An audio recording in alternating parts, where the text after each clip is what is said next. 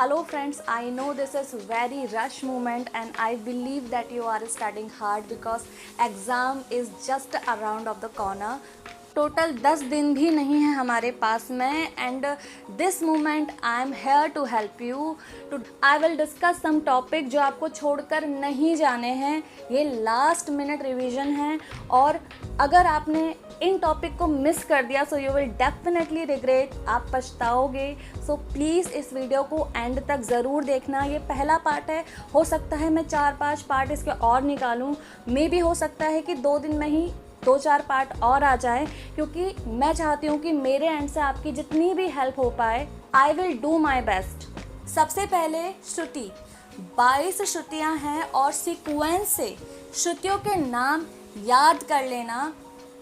श्रुतियों की 5 जातियाँ हैं और उन 5 जातियों को भी याद करना और उन 5 जातियों में कितनी कितनी श्रुतियाँ आती हैं, कौन कौन सी श्रुतियाँ आती हैं, ये भी आपको पता होना चाहिए।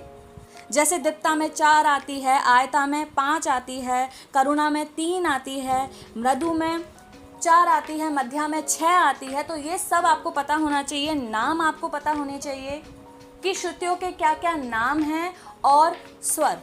षडज की 4 श्रुतियाँ बताओ, मध्यम की 4 श्रुतियाँ बताओ। तो ये आपको पता होना चाहिए कि कौन से स्वर में कितनी कितनी श्रुतियों का विभाजन है, कौन कौन सी श्रुतियों का विभाजन है। स्वरों की आंदोलन संख्या भी आपको पता होनी चाहिए। सेकंड, वैदिक संगीत। तो वैदिक संगीत के ऊपर मैंने ऑलरेडी एक वीडियो बनाया हुआ है, मैं लिंक डाल दूंगी, आप वहां से रिवाइज कर लेना।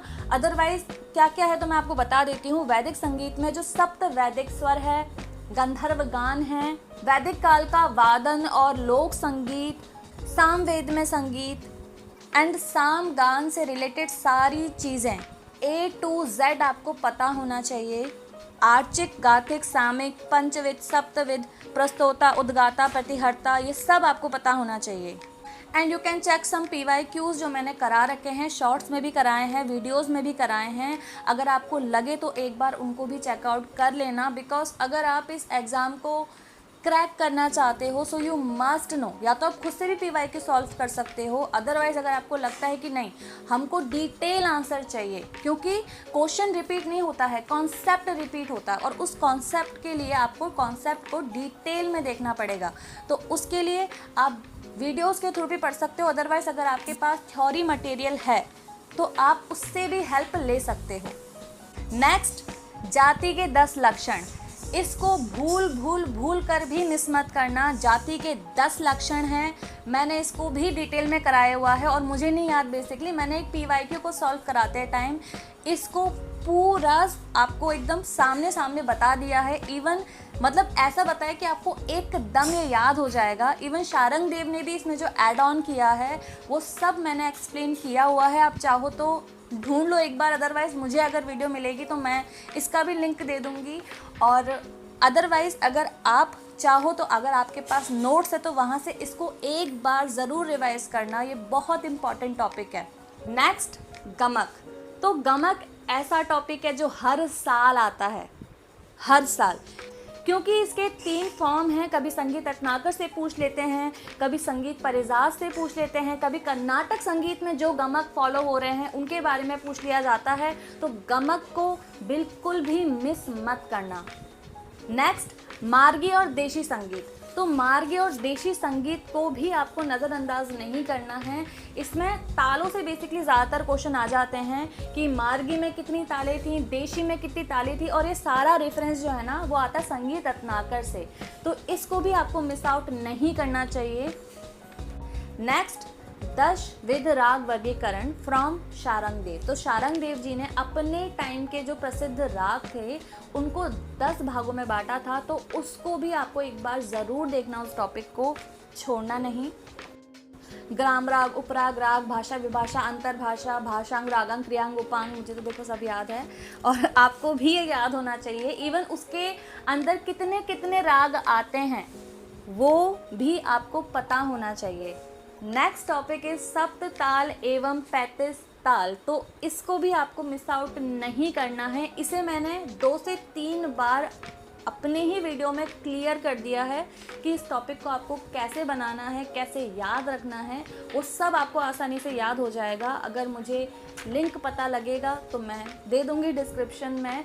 मैंने बहुत कुछ इस चैनल पर ऑलरेडी करा रखा है, अगर आप चाहो तो आप बेनिफिट्स ले सकते हो। अगर फिर भी कोई टॉपिक आपको नहीं मिल रहा है कि नहीं इसका कंटेंट हमारे पास नहीं है, तो आप कमेंट भी कर सकते हो, आई विल प्रोवाइड यू। अगर नहीं होगा तो मैं उस पर वीडियो बना के डिटेल में आपको एक्सप्लेन कर दूंगी ताकि आपकी तैयारी में कोई कमी ना रहे। नेक्स्ट, ताल के 10 प्राण। ताल के 10 प्राण भी बहुत इंपॉर्टेंट टॉपिक है, इसे भी मिस आउट नहीं करना चाहिए। मैं जितने भी टॉपिक आपको बता रही हूँ ना, कोई भी मिस आउट नहीं करना। अगर आप एग्ज़ाम देकर आओगे ना जब भी तो इस वीडियो को ज़रूर देखना और मुझे बताना कि कितने टॉपिक यहाँ से आए हैं। नेक्स्ट, मार्गी एवं देशी ताल। जैसे मार्गी ताल 5 है, देशी ताल 120। Okay, so never miss that out. आपको इसके नाम भी पता होने चाहिए।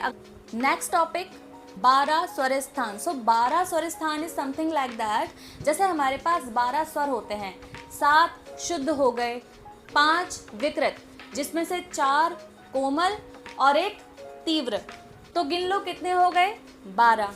तो उसी को कर्नाटक संगीत में उन्हीं स्वरों को किन नामों से बुलाया जाता है, तो इसको आपको याद रखना है। ये भी हर साल पूछा जा रहा है।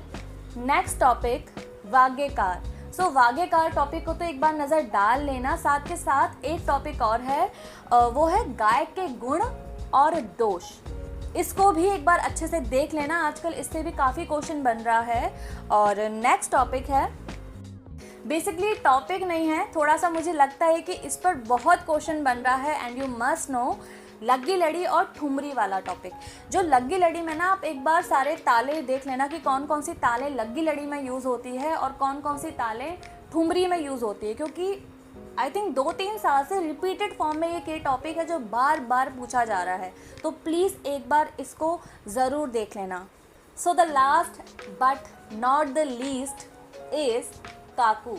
And I always say Kaku is something like that which is very important. नाट्य शास्त्र में भरत मुनि ने भी काकू के बारे में बहुत सारी चीज़ें कही हैं, टाइप बताए हैं, निरकांक्षा, सकांक्षा, और उसके बाद शारंग देव जी ने काकू को और एक्सप्लेन किया है, जिससे हमारे सिलेबस का बहुत इंपॉर्टेंट हिस्सा बन जाते हैं और यही कारण है कि इस पर क्वेश्चन बनते ही जा रहे हैं।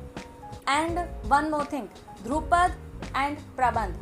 ध्रुपद की बानियाँ एंड प्रबंध के अंग, प्रबंध की जातियाँ, ये सब चीज़ें आपको पता होनी चाहिए। ये भी आजकल एग्ज़ाम में बहुत ज़्यादा पूछी जा रही हैं।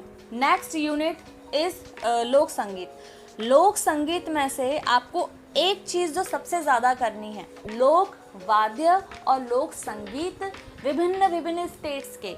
कभी पूछ लेते हैं कि कर्नाटक में कौन सा लोक वाद्य है, या फिर आपको नाम लिखकर दे देंगे लोक संगीत के, लोक वाद्यों के, और आपको बताना होगा कि ये वाद्य कौन से राज्य में बजाया जाता है, ये संगीत कौन से राज्य के लोक प्रथाओं में सम्मिलित होता है। तो आपको ये सारी चीज़ें पूछी जाएंगी। तो जैसे कजरी गायन कहाँ का प्रसिद्ध है, और ऐसी ही कई सारी चीज़ें हैं जो पूछी जा सकती है। नेक्स्ट, लोक संगीत के कलाकार। तो जहाँ जिस भी राज्य के लोक संगीत होंगे तो वहाँ के कुछ कलाकार भी होंगे जो उसको परफॉर्म करते होंगे, तो आपको उनके नाम भी पता होने चाहिए। नेक्स्ट, लोक संगीत के राग, ताल और लोक मेला और उत्सव। मतलब आपको मेले और उत्सवों के नाम लिख के दे देंगे और आपको बताना होगा कि कौन से राज्य में ये मेला होता है या उत्सव होता है। और आपको ये भी पूछा जाएगा कि लोक संगीत में कौन से रागों का ज़्यादातर इस्तेमाल होता है और कौन सी तालों का इस्तेमाल होता है। तो ये सारी चीज़ें भी आपको याद रखनी होगी। मेरे हिसाब से सबसे जो इम्पॉर्टेंट टॉपिक है ना, वो मैंने आपको सबसे पहले ही बता दिया था इस यूनिट में, विच इज़ लोक संगीत और लोक वाद्य। इसको तो भूल कर भी आप मिस आउट मत करना। और स्पेशली बंगाल के जो इंस्ट्रूमेंट्स है, बंगाल का जो संगीत है, वो भी थोड़ा सा देख लेना, क्योंकि वहाँ से भी कुछ क्वेश्चन बनते हैं और आपको थोड़ी सी हेल्प हो जाएगी। नेक्स्ट यूनिट है हमारा रस एवं सौंदर्य। भरत का रस सिद्धांत। बस इसको आपको देखना ही होगा, इसको पढ़े बिना आपका काम नहीं चल सकता। भरत मुनि ने कितने रस माने, कौन सा रस उन्होंने नहीं माना, एंड मोस्ट इम्पॉर्टेंट रस और उसके स्थायी भाव। कह देंगे कि रौद्र का स्थायी भाव बताओ तो है क्रोध, वीर का पूछेंगे तो होगा उत्साह। तो ये सारी चीज़ें आपको पता होनी चाहिए। संचारी भावों की संख्या कितनी होती है, ये सब कुछ, भाव और रस का संबंध, हाँ जैसा मैंने कहा ये सब चीज़ें इंपॉर्टेंट है। Next unit research, unit number 4। यहाँ पर 3 टॉपिक हैं जो आपको बिल्कुल भी मिस आउट नहीं करने हैं। पहला है मीनिंग ऑफ रिसर्च, रिसर्च का मतलब आपको पता होना चाहिए। यहाँ पर 3 टॉपिक हैं इम्पॉर्टेंट जिसको आपको मिस आउट नहीं करना है। पहला meaning of the research, research का क्या अर्थ है, क्यों किया जाता है, इसकी ज़रूरत क्या है। Second data collection, data collection अगर आप करोगे म्यूजिक के पॉइंट ऑफ व्यू से तो उस पर क्वेश्चन बनता है। थर्ड अनुसंधान के प्रकार, type of research. So yes, अभी मैंने आपको 4 यूनिट बता दिए हैं कि उन चारों यूनिट्स में से क्या क्या इंपॉर्टेंट है जिसको आपको मिस नहीं करना चाहिए for the last minute revision, and I will definitely say that this will help you for the examinations.